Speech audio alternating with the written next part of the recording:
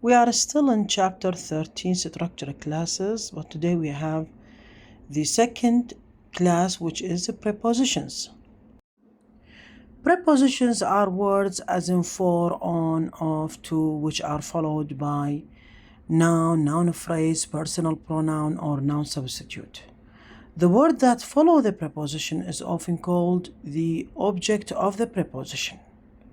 Here are some examples of each type of the object of preposition. For example, George sat between the two deans. The two deans here, noun phrase, which follows the preposition between.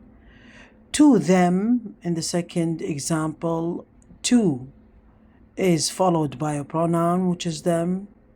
Of that, the preposition of is followed by noun substitute or determiner that. And on the shelf, on the preposition is followed by the noun the shelf. The first basic group of prepositions are small in number. For instance, at, by, for, from, in, of, on, to, and with. The most frequently used are of, in, to, arranged respectively. Of is often used than in or to. These one-syllable prepositions usually receive weak stress unless they came final in the sentence. For instance, I came with her. Where is she from? From is stressed because it is final, and with is stressed because the person intended to stress the preposition. Now, the students in exercise 13.5 have to underline the object of prepositions and its type. The second group of prepositions is the two-syllable ones. For example, about, above, after, among, before.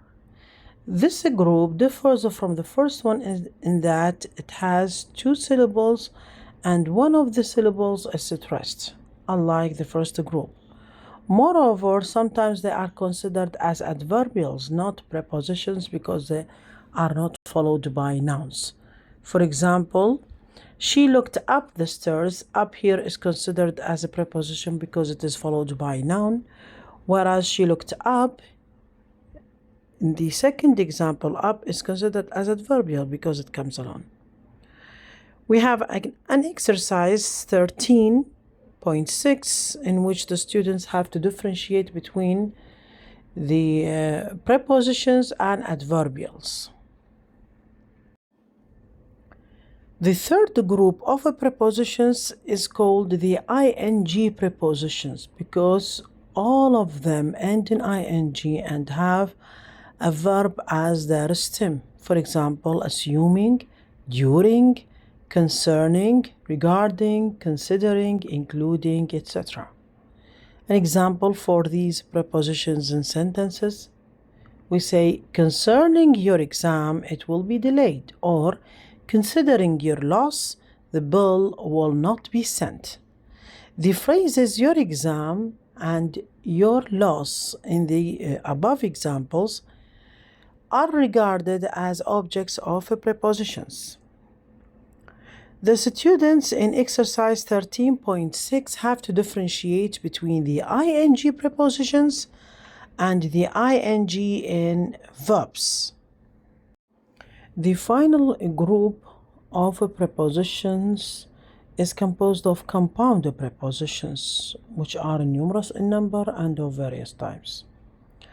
It is also hard to tell whether they are prepositions or not. Examples of these: in contrary to, out of, up at, instead of, as for.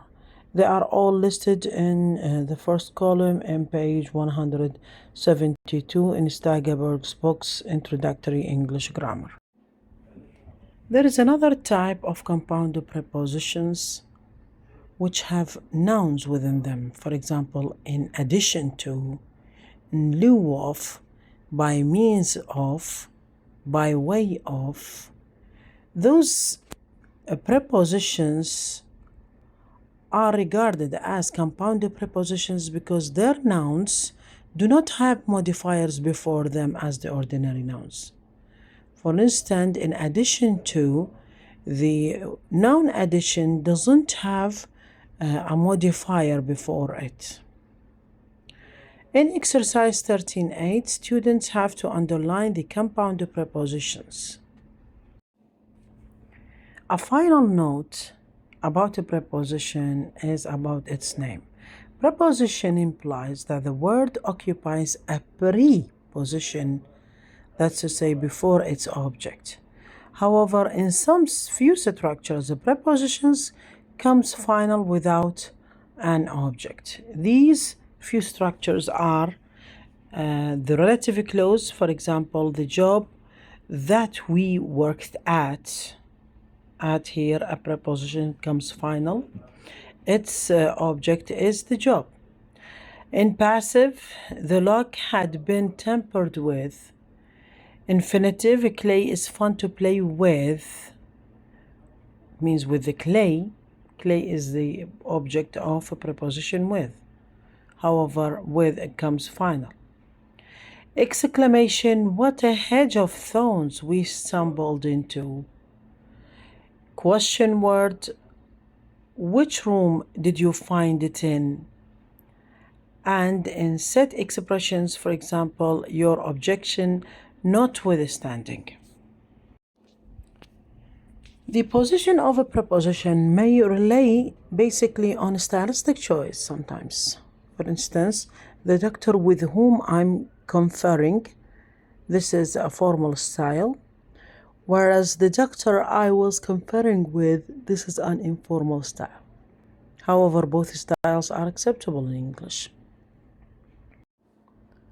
Thanks a lot for your attention. I hope that you have a great benefit of the explanation of the prepositions and their types and positions.